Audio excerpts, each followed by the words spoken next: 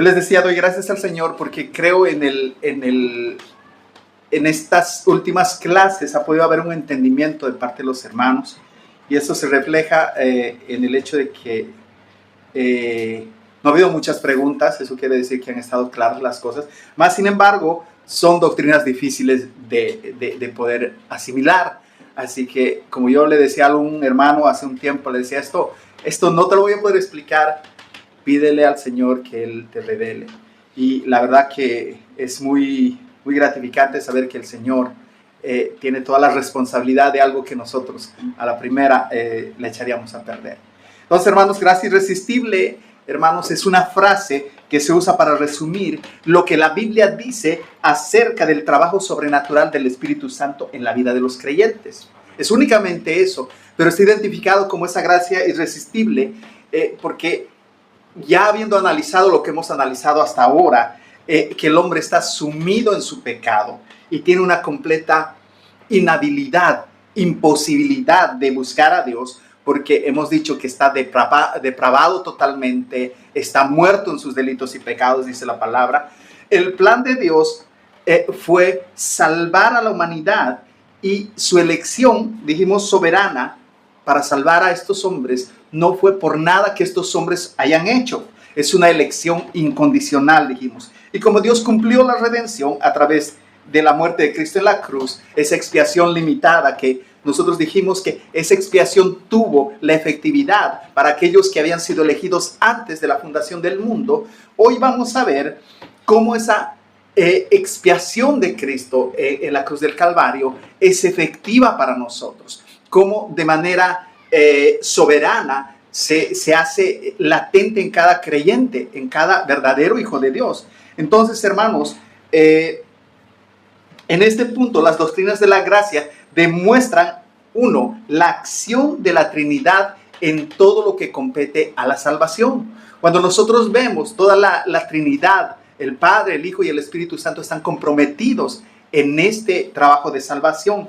La doctrina de la gracia irresistible a menudo enfatiza que la salvación viene en particular como una obra del Espíritu Santo. Y eso a veces lo podemos entender teóricamente, pero cuando nosotros entendemos, por ejemplo, cuando Cristo habló con Nicodemo, ¿qué le dijo? Que él debería nacer del Espíritu para poder entrar en el reino de Dios. Eso lo vemos en Juan 3, 5 al 8. Imagine el siguiente escenario: dos personas, vamos a poner el ejemplo, dos personas expuestas al Evangelio. Uno se convierte y se vuelve un creyente sólido, un creyente verdadero, si vale el término, pero el otro, pese a que el Evangelio llega también a su vida, y lo hemos hablado en muchas ocasiones, continúa con su misma incredulidad, continúa sin creer en Dios. Ahora la pregunta, ¿qué marcó la diferencia? ¿Qué marca la diferencia en respuesta diferente de estos dos hombres? ¿Por qué una persona cree en el Evangelio y la otra no? Y esa es una pregunta que deberíamos tener en claro para que nosotros podamos entender que toda la salvación depende plenamente de Dios. A veces nos podemos preguntar, ¿por qué Dios hace algo único en la vida de algunos y de otros no? ¿Es porque uno era más inteligente que el otro? ¿Tenía mejores capacidades que el otro? Dios había visto en su presencia que este hombre iba a responder positivamente y el otro no. Hermanos, y esto lo voy a tomar al final, pero quiero que tengamos en cuenta esto, que la salvación del hombre, el plan de salvación no es un plan improvisado, no es un plan que se le ha ocurrido a Dios en algún momento de la eternidad, pero que va acomodando según las circunstancias se vayan dando. Sino, este es un plan, como todos los planes de Dios, perfecto. A veces uno, ¡ay, qué casualidad! Decimos muchas veces nosotros, pero esas casualidades que nosotros podemos ver en la vida son providencias de Dios. Y Dios en su providencia permite que pasen muchísimas cosas que a veces no entendemos, pero todas están para su gloria. Hermanos, la verdad que la Biblia nos dice que la persona cree o hace lo que hace únicamente porque el Espíritu Santo influye en esa persona. No es por nada sobrenatural o nada especial que distinga a uno del otro. Entonces, sin embargo, si la diferencia es solo hecha por Dios en algo único en los corazones, como algo único en los corazones y vidas de aquellos que creen y son salvos, entonces eso quita todo mérito para el hombre. Y es lo que hemos estado tratando de ver durante todas estas clases, que no hay mérito alguno. Y cuando nosotros hablamos de las doctrinas de la gracia, no podemos hablar de las doctrinas de la gracia como algo nuevo. Las estamos encontrando en la palabra del Señor, pero han sido sacadas a la luz en el tiempo de la Reforma. ¿Por qué? Porque estas doctrinas se habían perdido. Se había puesto al hombre como el centro y el posible colaborador de Dios para la salvación del ser humano. Entonces, hermanos, no hay motivos para que el hombre pueda jactarse, y la salvación verdaderamente es un don de la gracia de Dios, y el creer en Dios va más allá de un simple razonamiento lógico. ¿Sí me dejo entender? Va más allá simplemente del poder decir, ok, yo creo en Dios. O sea, y eso me habilita a mí para ser salvo. Va más allá de esto, y quiero leerles un versículo que tal vez nos va a dar un poquito de luz más al respecto. Me explico entonces en Santiago 2:19. Leemos un versículo que muchos hemos escuchado y conocemos. Dice, ¿tú crees que Dios es uno? Bien haces. También los demonios, dice, creen y tiemblan. Conocemos. ¿Qué está diciendo ahora en esta afirmación Pablo? ¿Qué dice? Creen y tiemblan. ¿Qué dice? ¿Por qué creen? No tiene ningún efecto en su vida. Dice que los demonios creen, pero ¿por qué el evangelio no hace ningún efecto sobrenatural en la vida de los demonios? Porque tal como dice el mismo versículo, los demonios tiemblan ante la realidad de las consecuencias de ese hecho, pero sus vidas no son transformadas por la fe que ellos poseen. ¿Qué es lo que hemos dicho? O sea, hay un creer en el ser humano y hay un creer totalmente diferente. Yo puedo creer que hay un Dios allá en el tercer cielo, un Dios al que yo le rezo cada vez que tengo problemas, pero cada vez que mi vida va viento en popa, yo agarro y digo, hasta acá, ya no lo necesito, lo cogeré cuando yo lo necesito otra vez. Pero el creer, el verdadero creer del cual habla la Biblia, el cual dice que es un don de Dios, que esa fe es un don de Dios, ese creer hace que mi vida cambie totalmente, mi naturaleza cambie totalmente. Y mis afectos, las cosas que a mí me gustaban, cambien de manera radical. Entonces, hermanos, es claro que el intelecto puede aceptar el hecho de la gracia de Dios. Yo puedo aceptar que la gracia de Dios existe, pero eso no significa que el corazón se haya sido rendido por el Espíritu Santo en obediencia a las verdades bíblicas. Recordemos cuál era ¿qué era lo que decía el Señor Jesús? Me aman, ustedes dicen que me aman, guarden mis mandamientos. O sea, la obediencia a la palabra del Señor es la muestra irrefutable del amor por Dios. Cuando yo he hecho un compromiso, cuando usted ha hecho un compromiso con su pareja, con su esposo, con su esposa, ha sido un compromiso en el que no simplemente era un compromiso de sustentar a esa persona, sino de amar en las buenas, en las malas, de sacrificarse por esa persona. Y la Biblia nos da una muestra así. Y nosotros, o sea, debemos reflejar ese tipo de amor. Es por eso que ese amor que se nos pide en la Biblia es un fruto del Espíritu Santo. No es ese amor interesado que normalmente las personas tienen, o ese amor eros, o ese amor filios que tienen por la misma familia, sino es un amor sacrificial. Entonces, hermanos, volviendo al ejemplo de los dos hombres, que ambos, nos damos cuenta que ambos hubieran permanecido en un estado no regenerado, un estado de pecado, indiferentes al evangelio, si no hubiesen sido expuestos al Espíritu Santo, a la obra del Espíritu Santo en esas vidas, si el Espíritu Santo no hubiera obrado para despertar su fe. Y eso es lo que ha pasado con muchos de nosotros, y es por eso que esto lo hablábamos constantemente. ¿Qué es lo que pasa? ¿Cuál es la diferencia cuando nosotros predicamos a alguien de nuestra familia? Unos creen, pero otros no. ¿Qué es lo que pasa? Entonces, esta doctrina nos da la respuesta que es únicamente la obra del Espíritu Santo la que puede transformar los corazones de aquellos que Dios ha elegido antes de la fundación del mundo y sacarlos de esa depravación total.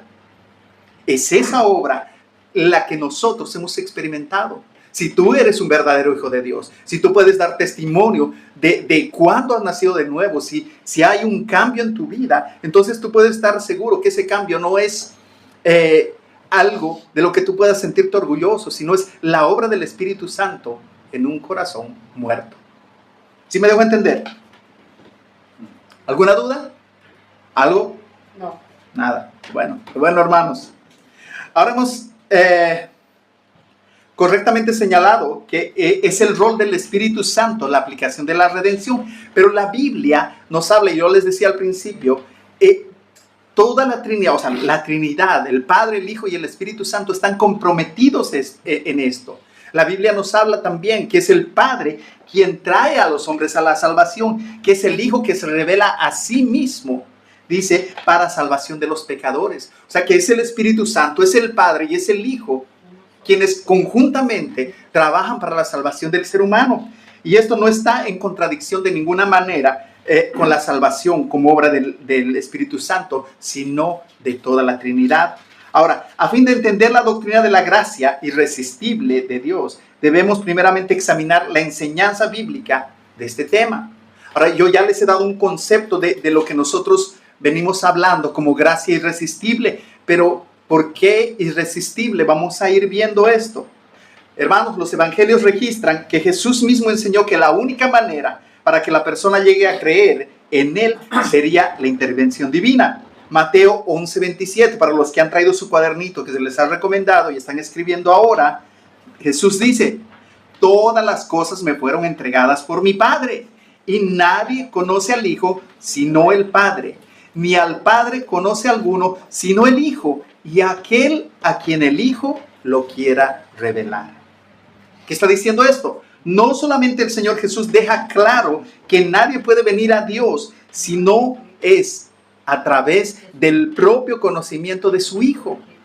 Dice, soy yo el que da a conocer a mi Padre. Pero también enfatiza en que solo aquellos a quienes Él desea que sean salvos tienen esta verdad revelada. Entonces nos damos cuenta que la misma palabra del Señor, las mismas palabras que salieron de nuestro Señor Jesús son selectivas. Él dice, nadie puede venir si el Padre no le trae. Otra vez, todas las cosas me fueron entregadas por mi Padre. Y nadie conoce al Hijo sino el Padre. Ni el Padre conoce a alguno sino el Hijo. Y a quien el Hijo lo quiera revelar. Entonces, hermanos, entender esto es precioso. Él desea que nosotros seamos salvos. Y eso lo ha demostrado mostrándose. Porque si bien el evangelio puede ser predicado a todo el mundo, no todo el mundo va a tener la posibilidad de entender este evangelio a no ser por la influencia de Dios mismo.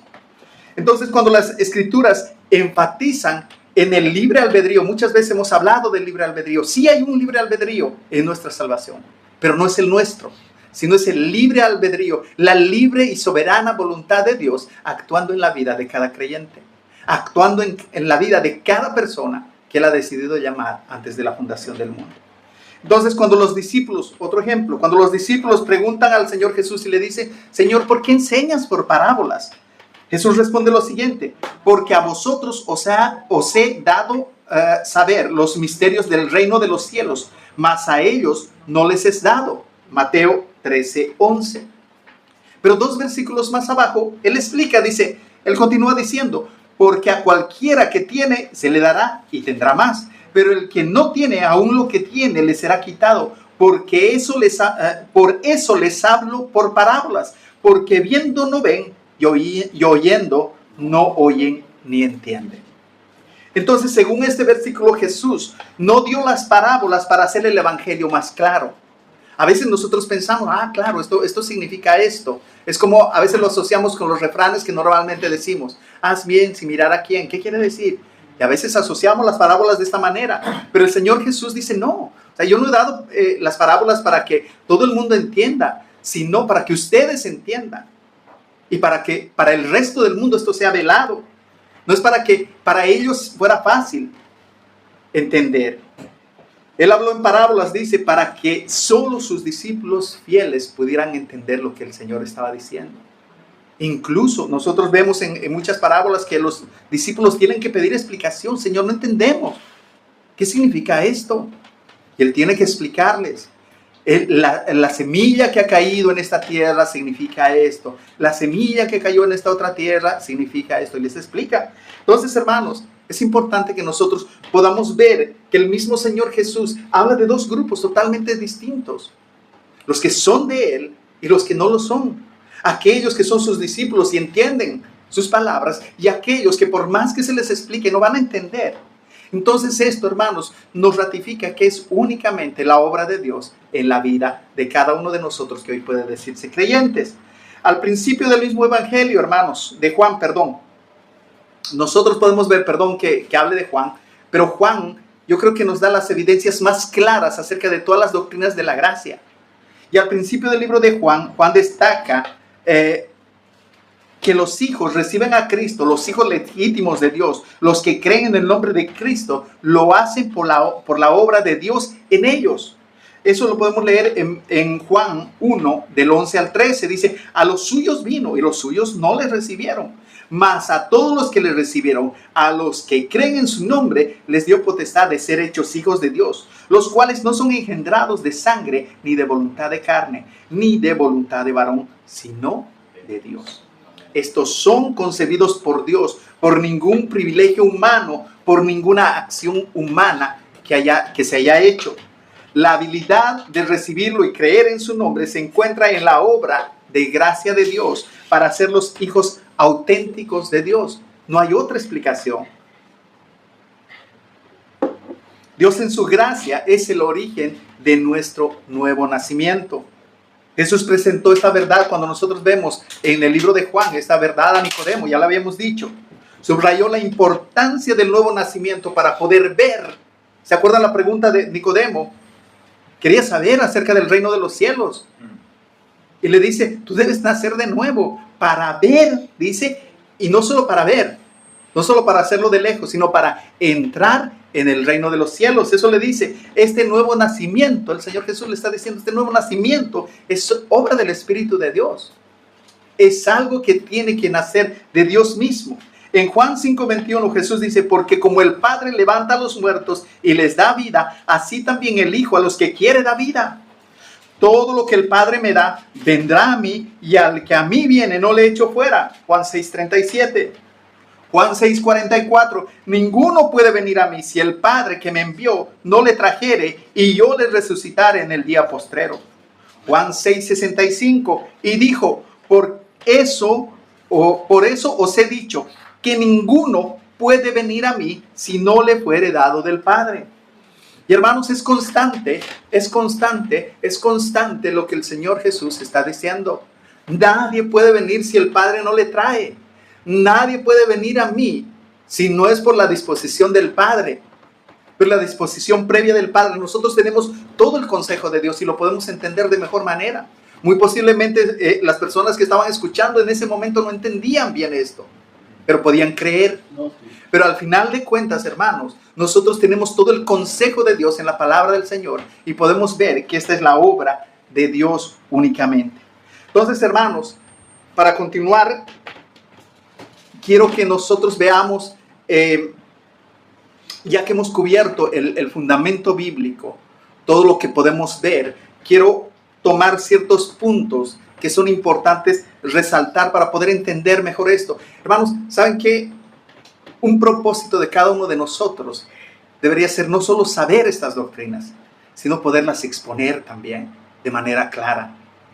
Está bien que nosotros aprendamos estas doctrinas, está súper bien, pero que también nosotros las podamos entender y aplicarlas para poder predicar de manera efectiva, para poder llevar el evangelio de manera efectiva. Hermano Patricio. Que todo este tema, les hago una pregunta: ¿dónde está la fe de la persona?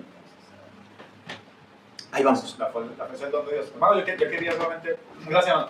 Ya hermano, Pato, es algo interesante porque, digamos, yo estaba meditando mientras tú enseñabas, hermano, me acuerdo de los mismos asesinos de Jesús, ¿no? En Hechos capítulo 3 nosotros encontramos que esos mismos asesinos, acuérdense que bueno, viene Pentecostés, los apóstoles son revestidos de poder, empiezan a hablar en diferentes idiomas, la gente se sorprende, dicen están borrachos.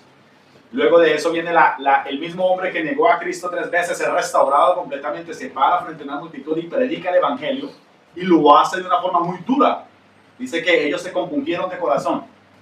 En medio, la predicación del evangelio debe ser dura, porque la predicación del evangelio tiene como objetivo destruir al hombre en su orgullo, en su arrogancia, en su mismo deseo de ser él mismo, de reinar él mismo.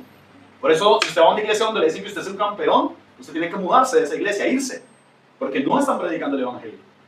Y es a través de que opera la gracia irresistible, porque Dios usa como dice la escritura, la escandalosa predicación del evangelio para que la persona, para que esta gracia irresistible, a través de esta gracia irresistible pueda también, digamos, brotar la respuesta de esa persona hacia la fe, hacia creer, ¿sí? O sea, Dios utiliza estas reprensiones porque son medios en los cuales las personas de esa única forma pueden venir. Es como cuando tú reprendes a tu hijo, ¿sí? Lo haces porque lo amas y no, lo haces para que no muera, ¿sí? Y no se pierda. Dios ha usado la predicación y hay gente que resiste la predicación, ¿sí? Pero los elegidos de Dios llegan a un punto en el que no se pueden resistir y se rinden completamente. Entonces, digamos, claro, porque hay gente que puede estar aquí sentada diciendo, si entonces la gracia es irresistible y la gente va a poder responder, los que son elegidos, entonces ¿para qué predicar? Y hay mucha gente que se cuestiona eso, bueno, pero si hay elegidos, ¿para qué predicar? Es precisamente a través de esa, como dice, de la locura de la predicación del evangelio, que esa gente va a ser vencida y no van a poder resistir a esta gracia de Dios. Amén. Y algo que tenemos que entender también, gracias hermano, que ¿por qué gracia irresistible? Porque el hombre es capaz de resistir la gracia. Eso somos nosotros, eso éramos nosotros, hombres expuestos a la gracia de Dios, resistiéndose a ella. Entonces, tu pregunta era, ¿qué de la gracia, qué de la fe del ser humano, del hombre? Ahí vamos, hermano, vamos a ver 5 puntos que nos van a explicar esto y justamente vamos a tocar este tema, ¿qué de la fe del hombre? Ahora, esta doctrina, hermanos, tenemos que entenderla, está basada en un entendimiento radical de la gracia divina. En un entendimiento radical. Esta doctrina enfatiza la gracia bíblica como un favor completamente inmerecido. Otra vez, un favor, gracia, ¿qué es? O sea, si ponemos gracia en un contexto de concepto, gracia es un regalo. Pero definitivamente es algo gratuito para nosotros. Ha tenido un precio para Cristo, por supuesto que sí. Pero para nosotros es totalmente inmerecido, totalmente inmerecido. Es verdaderamente un don de Dios. Aún la palabra del Señor dice que las mejores obras humanas son vistas por Dios como trapos de inmundicia. Eso lo dice Isaías. Ahora, la salvación no es el resultado de las obras humanas, es un acto libre y soberano de la sola gracia de Dios. En Romanos 4, Pablo nos habla un poco de esto y nos provee una interpretación de la manera en la que la salvación, en el ejemplo de Abraham, es descrita en las Escrituras. Dice, creyó Abraham a Dios, Romanos 4:3, creyó Abraham a Dios y le fue contado por justicia. Pero Pablo explica 2 versículos más adelante, dice, mas al que no obra, si no cree en aquel que justifica al impío, su fe le es contada por justicia. Como también David hablaba de la bienaventuranza del hombre a quien Dios atribuye justicia sin obras. Abraham no tuvo que hacer nada, no tuvo que hacer obra alguna, ni ganarse el favor de Dios de ninguna manera. Nosotros conocemos la obra de Abraham y justamente Pablo está hablando esto porque ellos conocían a Abraham, sabían quién era. Entonces, de hecho, su fe no es una obra, aún la fe provino de la gracia de Dios. Ahora, hablando de la fe, y esto lo vemos claramente en lo que muchos han llamado la carta magna del Evangelio. Versículo que todos conocemos, Efesios 2:8-9, porque por gracia sois salvos, por medio de la fe. ¿Y qué dice? Y esto no es de vosotros. La fe para salvación, está diciendo la fe que ustedes han tenido para poder llegar a la salvación, no es de ustedes, pues es don de Dios, no por obras para que nadie se gloríe. Y es como si, pero yo hice esto, alto, no es por obras, no por obras para que nadie se glorie. Es como si Pablo hubiese hecho esto. Pero yo era bien bueno. No te equivoques. No es por obras. Ni siquiera la fe que tú dices tener al haber llegado a Cristo en salvación, no era tuya. Es un don de Dios. De la misma manera, en 2 Timoteo 1:9, los que están buscando, Pablo insta a los creyentes a que no se avergüencen del evangelio, dice, porque es poder de Dios. Pero continúa, quien nos salvó y llamó con llamamiento santo, no conforme a nuestras obras, dice, sino según el propósito suyo y la gracia que nos fue dada en Cristo Jesús antes de los tiempos de los siglos. O sea, esta gracia no se te fue dada, hermano, hermana, no se te fue dada el momento que tú creíste. Según este versículo, lo que está diciendo es la gracia que nos fue dada en Cristo Jesús antes de los tiempos de los siglos. En la eternidad pasada, ya nosotros podíamos gozar de esta gracia aún sin haber nacido. Wow. Y fue en algún momento que fue efectiva en nosotros. Uno puede decir, yo me convertí escuchando, yo he escuchado testimonios. Yo me convertí mientras estaba pasando por una calle, estaba todo borracho y escuché un corito y me convertí. O no, escuché por la predicación de la palabra. Otros dicen, no, el testimonio. Hermanos, no sabemos.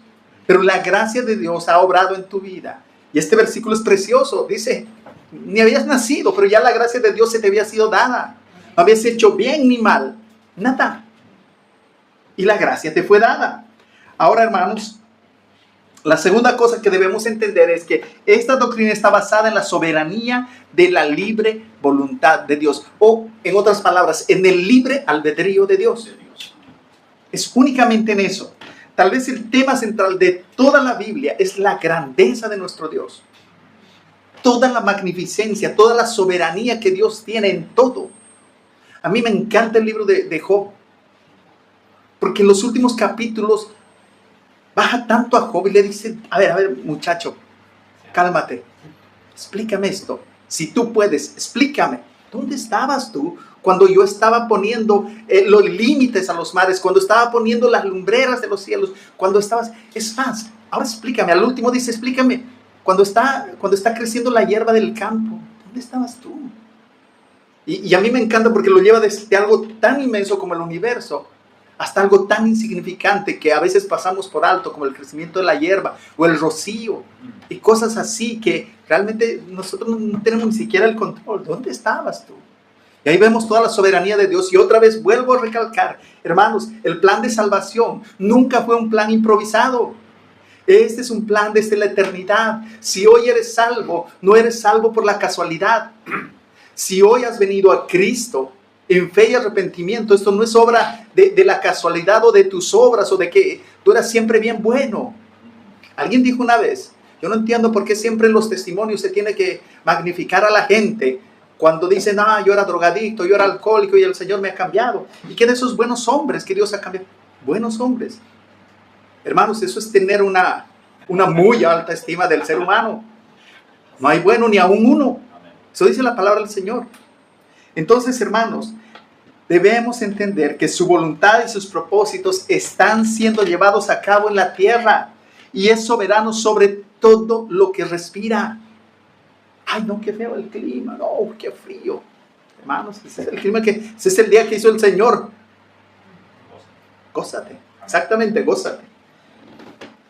Hermanos, Salomón declaró que aún la gente más poderosa de la tierra es tan solo un instrumento en las manos de Dios, cumpliendo su mandato. Proverbios 21:1 dice, como los repartimientos de las aguas, así está el corazón del rey en la mano de Jehová. A todo lo que quiere, lo inclina. Hermanos, acuérdense, Nabucodonosor es un claro ejemplo. Y en algún momento dice mi siervo, o sea, yo le estaba usando para mis propósitos. Faraón, lo propio. Faraón es otro ejemplo clarísimo. Dios tenía un propósito. La Biblia afirma en términos claros que no dan lugar a dudas la absoluta soberanía de Dios en nuestra salvación. Y la siguiente semana vamos a ver que esta salvación está tan segura, pero tan segura, que se va a llevar a cabo hasta el final. Que hermano, nada de lo que incluso tú puedas hacer va a obstaculizar la soberanía de Dios y los planes que Él tiene. Y en eso podemos descansar, en eso podemos decir, Señor, sé que la salvación no se pierde. ¿Por qué? Porque está segura en tu mano. Amén. Sé que yo estoy seguro en tus manos porque tú has decidido salvarme. Y tú estás haciendo una obra maravillosa con tu Espíritu Santo dentro de mi ser, santificando mi vida constantemente. Entonces, hermanos, esto es importante. Tercer punto, esta doctrina está basada en el entendimiento bíblico de que, aparte de la gracia salvadora de Dios, la voluntad del hombre está totalmente esclavizada al pecado y a Satanás. La gracia irresistible tiene una relación amplia con las anteriores doctrinas que hemos visto. Por ejemplo, cuando hablamos de la elección incondicional, dijimos que la elección de Dios no se basa en el conocimiento previo de que por la libre voluntad del hombre, el hombre en algún momento va a decidir acercarse a Dios. Hemos dicho que esto no pasa y no va a pasar. Más bien, que sin la acción de la gracia de Dios, ningún hombre puede ejercitar su propia voluntad de elegir el evangelio. Nadie lo va a hacer. La voluntad de Dios debe actuar en la voluntad del hombre para que el hombre pueda venir a Dios. Y eso es gracia irresistible. Ahora, esta realidad también implica que la gracia irresistible también es vitalmente relacionada con la doctrina de la depravación total. Un hombre no regenerado no elegirá a Cristo fuera de la intervención directa y poderosa de Dios. Un hombre no regenerado, y esa palabra, acuérdense, es regenerado, acuérdense esa palabra, hermanos. Todos los hombres están en camino al infierno. Y es por eso que vemos las obras de Dios que son justas. Todos los hombres están camino al infierno. Tú estabas camino al infierno, hermano, hermana, yo. Estábamos camino al infierno. Dios, por su gracia y para su gloria, decidió salvar a algunos. De toda la humanidad, Él decidió salvar a algunos. Ahora, el problema es que la voluntad del hombre está corrompida. No hay una sola posibilidad de que el hombre pueda hacer algo para su propia salvación. El Señor Jesús, digámoslo así, abre los brazos, por decirlo así, pero los hombres no regenerados no quieren recibirlo. ¿Qué dice Juan 3:19? ¿Alguien sabe? Juan 3:19. Más a los que se rehusaron a creer son condenados. Les dice, a los hombres dice, mas aquellos que no creen, porque amaron más la luz que las tinieblas. Dice, las tinieblas que la luz, hermano. Las tinieblas que la luz. Ya estoy dándoles otro evangelio. Y han sido condenados, dice la palabra del Señor. Entonces, hermanos, es importante que nosotros podamos ver esto. La Biblia enseña además que la voluntad del hombre en su estado no regenerado no solamente es corrupta, sino está esclavizada a su propio pecado y está bajo la voluntad de Satanás. El Señor Jesús les dice a algunos de los fariseos, ustedes hacen las obras de su padre el diablo.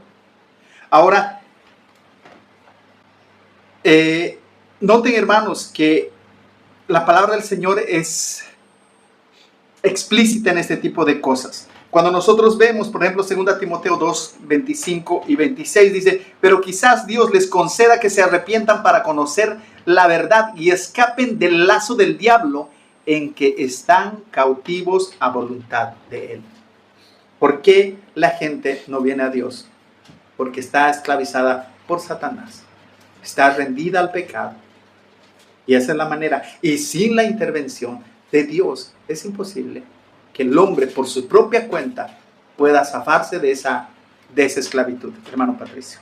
Bueno, cuando tocas a Job, por ejemplo, me gusta mucho el entender que Job, al principio del libro, Dios mismo dice de Job que era un hombre intachable, ¿de acuerdo? Sin embargo, al final del libro, él mismo dice, de oídas te había oído, mas ahora mis ojos te ven. Con lo cual, mucha gente que puede estar aquí hoy en día puede creer que conoce a Dios porque hace ciertas cosas, pero solamente hasta que Jesús te revela tu corazón y tu vida, es que tú puedes ver a Él y amarlo como Él es, con quien es Él. Que es lo que le pasa en muchas congregaciones, en las cuales la gente cree que cree, realmente se hace difícil caminar a la vida. Amén. Amén, eso es cierto, hermanos. Punto número 4. esta doctrina descansa en el entendimiento de que la fe es precedida, o es antes de la fe, vamos a decirlo así, viene la regeneración. En la regeneración el corazón humano y su voluntad son transformadas. Yo quiero poner el ejemplo para que lo entendamos mejor. Quiero poner el ejemplo de Lázaro, que lo vimos hace un par de semanas. El Señor Jesús dijo: Lázaro, ven fuera. Dijo esas palabras, ¿se acuerdan? Pero antes de eso tuvo que haber una regeneración, porque ¿qué le dice María? Señor, o Marta le dice: ya lleve, ya tiene 4 días. El Señor Jesús Dios mismo tuvo que hacer una regeneración previa en el estado de este hombre, para que él pueda responder positivamente a lo que el Señor Jesús le dijo.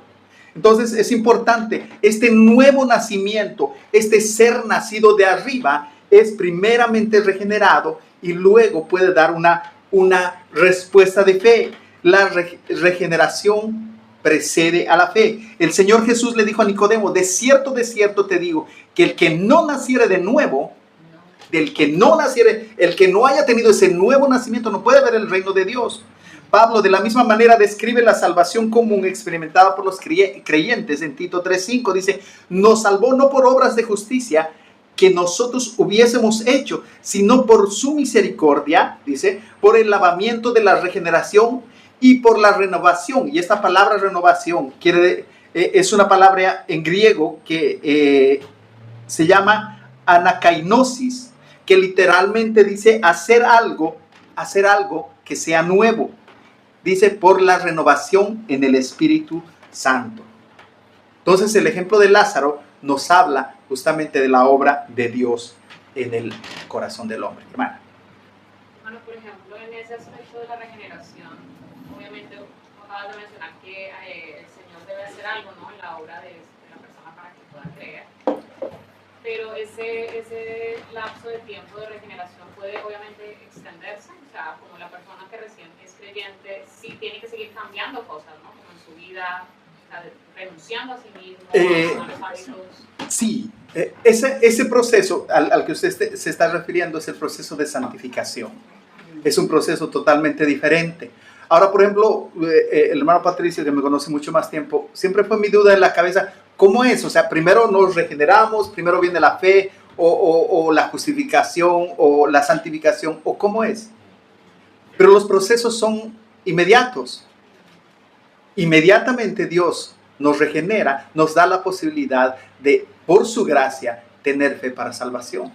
Entonces, a veces el hermano Daniel, si no me equivoco, tú compartiste un cuadro que explica bastante bonito, pero eso, hermanos, o sea, no es en un lapso de mucho tiempo. Ahora, el proceso de santificación sí es un proceso que cada uno de nosotros tiene que experimentar. Alguien dijo muy sabiamente: el recién nacido de nuevo a veces no tiene mucha diferencia con un inconverso. Y es cierto. Es que uno va conociendo la verdad y va conociendo de la palabra y va cambiando las perspectivas por todo lo que en la palabra del Señor comienza a comprender. Hermana Marcela. ¿Tiene algo que ver, o sea, la palabra generación creo que viene de genes?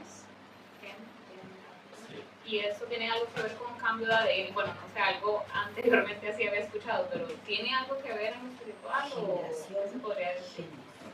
Regeneración, uy, hermana, preguntas muy teológicas. Yo creo que sí, yo creo que sí. O sea, regeneración, o sea, sí tiene que ver, la palabra generación tiene que ver con genes. Y cuando nosotros hablamos de regeneración, estamos hablando de cambio de genes. Es lo que la palabra misma dice, de alguna manera muy simple, pero entendida de esa manera. Si alguno está en Cristo, dice, nueva criatura es. Las cosas viejas pasaron, aquí todas son hechas nuevas. Entonces, un segundito, hermano. Entonces, nosotros lo hemos explicado siempre de esta manera. Si Dios no cambia tu naturaleza, jamás vas a poder llegar a decirte hijo de Dios. Yo no puedo decir yo soy un creyente y seguir viviendo como vivía hace 20 años. Eso sería irracional. Y es por eso que justamente, iba a eso, es por eso que justamente cuando el Señor Jesús está explicándole el nuevo nacimiento a Nicodemo, Nicodemo se sorprende, dice, ¿cómo? ¿Cómo voy a entrar otra vez ya siendo viejo al vientre de mi madre? Y el Señor le tiene que explicar, tienes que nacer del Espíritu, porque ahora yo te veo y tú eres solo carne. Y si no hay ese nuevo nacimiento en el Espíritu, difícil. Hermano Patricio. La regeneración hace que tú creas en el momento, pero luego ese creer es que te lleva, por ejemplo, a amar lo que Dios ama. Luego el apóstol Pablo le reclama a la iglesia, le dice, ustedes son como niños todavía, siguen tomando leche en vez de comer carne, porque solamente el hombre que es regenerado ama la palabra, y no sé cuántos están de acuerdo, pero a veces cuesta leer la Biblia hasta que realmente tú no hayas en la Biblia salvación y vida eterna, y entonces para que se te hace algo, wow, yo quiero más de esto. Amén, amén, pero ahí cortito, perdón hermanos, ahí cortito, acuérdense que nosotros vimos un estudio de las, no, vimos un estudio contigo hermano, ¿cómo se llamaba? Disciplinas, esta palabra, ya, disciplinas, ¿qué decía? Disciplinas espirituales. ¿Qué es una disciplina? Hermanos, definitivamente, o sea, uno anhela muchas cosas, pero la vida creyente, la vida cristiana se basa en disciplinas. No, o sea, que yo haya nacido de nuevo el día de hoy no quiere decir que yo diga, no, ahora voy a estar 5 horas en la palabra del Señor, voy a estar 3 horas orando. Eso no pasa, hermano. Tengo que reconocer que nuestra carne nos tira para el otro lado. Netflix. Y nos tira para el otro lado, hermanos. Marcos. Volviendo al tema de la regeneración, creo que igual tiene que ver con que Él nos dio vida. Nosotros muertos en delitos y pecados. Y el hombre cuando su muerte está solamente degenerándose, o sea, pudriéndose. Sin embargo, en otra vida. Exactamente. Entonces, y es lo que pasa con Lázaro. Él estaba podrido, su cuerpo estaba. Es lo que pasa con Lázaro y es la explicación que le da a Nicodemo. Gracias Marcos. Hermana Erika, tenías una pregunta. Sí, la explicó Marcos. O sea, la irregeneración es los que no deciden estar con Cristo, los que están muertos. Los no regenerados. Exacto. Digamos que el orden que nosotros creemos y que se ha creído en la ortodoxia de la iglesia respecto a la salvación es: iniciamos siendo elegidos desde la fundación del mundo, ¿sí? Luego los elegidos son llamados. ¿Cómo son llamados? A través de la predicación del evangelio.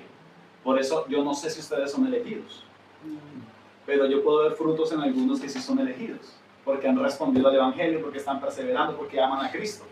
Bueno, no soy Dios, pero yo veo un fruto de gente que ha sido elegida, han sido llamados a través de la predicación del evangelio. Por eso le predicamos a todo el mundo. Nosotros tenemos que predicarle a todo el mundo, musulmán, chino, hindú, porque no sabemos si es un elegido. Les predicamos a todo el mundo para que los elegidos digan que sí y vengan aquí. ¿Sí me entiende? A la fe. Luego de eso, cuando ya han sido llamados, son regenerados. Su corazón ha cambiado y empiezan a amar las cosas de Dios. ¿Cómo se cree que es elegido y que ha sido regenerado? Porque ama las cosas de Dios. No es una carga leer, no es una carga venir. Quiere servir, ama a los hermanos, ama a su prójimo. Has sido elegido, hermano, amas mucho, se te ve el amor, eres elegido. Luego de eso, hermanos, viene la conversión, la persona inmediatamente, pero todos estos pasos ocurren prácticamente al mismo tiempo. La persona es convertida, es justificada por el Señor, es adoptada en la familia de la fe. Y luego de ahí sí siguen los 3 últimos pasos, que son los más lentos: santificación. 2 pasos adelante, 1 atrás, 2 pasos adelante, 1 atrás. Luego de la justificación, en esa misma doctrina junto, perseverancia. ¿Cómo sé que eres un cristiano? Estás metido con nosotros hace muchos años perseverando. Te han pasado cosas horribles, pero todavía sigues aquí. Eres un creyente verdadero. Y la glorificación, cuando ya veas a Cristo allí en la gloria. Amén. Amén, hermano. Muchas gracias. Hermanos, espero que haya quedado claro y quiero simplemente el quinto punto y último. Algo que debemos entender. Esta doctrina nos sugiere que los elegidos para ser salvos son elegidos en contra de su voluntad. Esto no quiere decir esto, o que algunos que han sido reprobados y quieren realmente ser salvos, el Señor les va a decir no. O sea, otra vez, se lo voy a poner en imagen. No es que Dios lleva a alguien a rastras a la salvación, o alguien que anhela buscar al Señor con todo su corazón. Un día el Señor le va a decir: perdóname, hijito, pero tú no eras de los elegidos. Eso no va a pasar. O sea, porque muchas veces la gente dice, ah, no, entonces ustedes son los salvos, siempre salvos. ¿Y cómo es eso que gracia irresistible, que Dios te trae a rastras? Pero eso no es así, hermanos. La palabra irresistible o gracia irresistible enfatiza el hecho de que los propósitos de Dios no pueden ser frustrados. Y otra vez volvemos al punto anterior, Dios es soberano.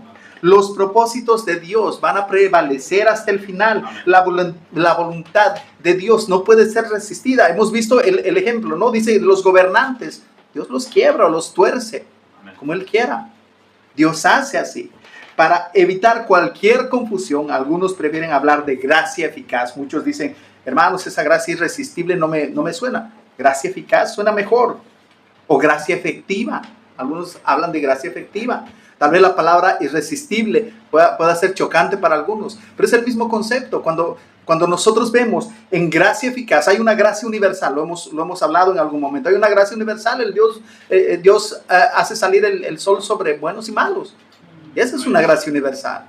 Pero hay una gracia eficaz y particular con respecto a la salvación, que está reservada para aquellos que han sido elegidos antes de la fundación del mundo. Eso es lo que dice la palabra del Señor. Entonces, hermanos, debemos entender esto y debemos entender de que la gracia irresistible es esa gracia que provee el medio suficiente para que aquella persona que ha sido expuesta al Evangelio pueda llegar efectivamente a él. Amén. Hermanos, ¿alguna pregunta? ¿Algo que no haya quedado claro? ¿Algo que quieran preguntar? ¿Algo que quieran aportar? Todo claro, hermanos, qué lindo. Qué lindo. Me ampliaste la duda, hermano. Les amplié la duda. Dale, Erika, dale, cuéntanos. Te veo así con esa cara de alegría que me estoy asustando. Sí, la verdad que me pone triste, contenta a la vez de escuchar toda esta prédica, todo esto de la gracia. Lo que me pone triste es saber cuánto ha luchado uno de mis seres queridos y vuelve a recaer, significa que no es un elegido. Mira, hermana, no te puedo dar la respuesta, pero algo en lo que yo puedo estar seguro, que no hay hombres no regenerados que deseen llegar a Cristo. La Biblia nos dice esto, no hay personas que anhelen llegar a Dios sin que Dios los reciba, que haya ese anhelo verdadero. Hay un versículo, yo te lo voy a leer, dice el apóstol Pablo enseña lo siguiente. Del comienzo son todos elegidos, pero después con el paso del tiempo uno refuerza esa elección. Significa que mi sobrino nunca va a tener la posibilidad de poder... No lo sabemos, hermano. Otra vez, no, yo no podría darte esa respuesta, pero ¿en qué me baso en mi respuesta? La palabra del Señor dice que Dios nos ha elegido antes de la fundación del mundo. Y nos ha elegido y parecería injusto, y esto ya lo hemos visto, hermano. Yo sé que no has estado en algunas clases, pero es súper importante que nosotros podamos entender, porque a veces podemos tachar de injusto a Dios. Es decir, el hermano, yo he visto el hermano Daniel como es buen hombre, buen padre, buen esposo, y como el Señor, parece que el Señor no lo elige porque le pasan muchísimas cosas, se ha roto el pie, no tiene trabajo, no sé, cosas así. No lo sé, hermana, no lo sé. Si yo hubiese visto, y yo le voy a poner un ejemplo bien claro, si yo hubiese visto hoy, imagínense que hubiese visto al rey David y sale en la prensa, pecador, rey David, pecador, adúltero y asesino. Yo diría, parecía, pero no, no es de los elegidos. Pero no lo sé. O sea, ¿por qué yo puedo hablar ahora de David? Porque yo tengo toda la película completa de la vida de David. Y sé que Dios habla de él como un hombre que era conforme al corazón de Dios. Aunque yo ore toda la vida por él, puede ser que no sea elegido. Es que como no sabemos, hermana, pero les voy a contar un testimonio bien cortico. Hubo un señor de 103 años, hace unos años atrás, que estaba sentado en el jardín de su casa, de 103 años de edad, y el Señor estuvo ahí sentado y de repente el Señor lo llama. Y el Señor le hace recordar un sermón que escuchó cuando tenía 18 años. Y se acordó de ese sermón de ese predicador, que en esa época es que era un predicador aquí en Inglaterra. O sea, él creció en Inglaterra, nació en Inglaterra, creció, luego se fue a ir a los Estados Unidos. Y ahí en su vejez se acordó de esa predicación y dijo, debo ir urgentemente y creer en Cristo. Ahí mismo donde estuvo se postró, oh, Señor, por favor. Y con 103 años. Luego fue, buscó una iglesia, se congregó y murió, obviamente, después, un par de años después. Pero vemos ahí, hermana, que era un elegido de Dios y Dios lo guardó hasta antes de fallecer. Conocemos gente que es elegida de Dios, son supremamente sanos, fuertes físicamente. El Señor los llamó, creyeron y el Señor les arrebata su vida después de creer. Les las arranca. Aleluya. Los amó el Señor, quiso salvarlos antes de esa manera. Los salvó primero y luego arrancó sus vidas. Hermana Erika, Hermana Gabriel. mira, hermana Erika, ahí la tía de alguien que conozco mucho sufrió con su hijo de pronto. Una mujer muy creyente, una mujer entregada de Cristo. Y tenía mucho temor de que su hijo no fuera salvo. Al final de sus días, cuando ella supo que tenía cáncer, estaba por morir, digo, Señor, por favor, llévatelo. No quiero irme sabiendo que me queda aquí. Llévatelo, Dios. Yo descanso en saber que tu voluntad es perfecta. Y he orado toda mi vida por mi hijo. Llévatelo. Hermana Erika, tú puedes orar toda la vida por tu sobrino. Amén. Dios es perfecto en su voluntad. Es un Dios perfecto, ¿no?